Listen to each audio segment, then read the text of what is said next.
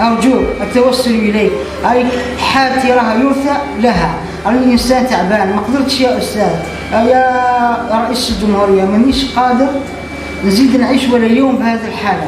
أرجو منك أن تتدخل، أرجو منك تكون فيك جرعة تاع رحمة وتتدخل في حالتي. أنا نوجه نداء للسلطات المحلية، للوالي هذا اللي يسموه علي عمار بن سعد والي ولاية الجلفة، إلى المجتمع الجزائري، إلى ذوي القلوب الرحيمة، إلى وزير الصحة خاصة وزير الصحة، وإلى رئيس الجمهورية بالأخص عبد المجيد تبون، يقولوا أنت ولد الجزائر وأنا راني وليد الجزائر، جو تدخل حالتي أنا ما قدرتش يا رئيس الجمهورية.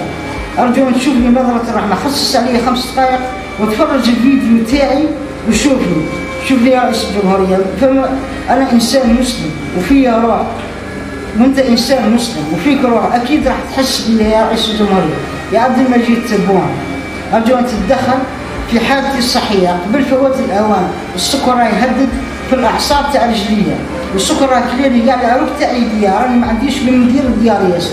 أنا وصلت للحضيض، أنا وصلت للحضيض يا رئيس الجمهورية يا عبد المجيد تبون، إلى السلطات المحلية الولائية، كل السلطات، كل المسؤولين، كل المجتمع، كل رجال الأعمال اللي يقدروا يساعدوني، أو كل جزائري يتفرج هذا الفيديو يناشد معايا رئيس الجمهورية عبد المجيد تبون وزير الصحة أن يتدخلوا في الحالة الصحية تاعي. راني ما قدرتش نكمل نعيش بهذه الحالة الصحية.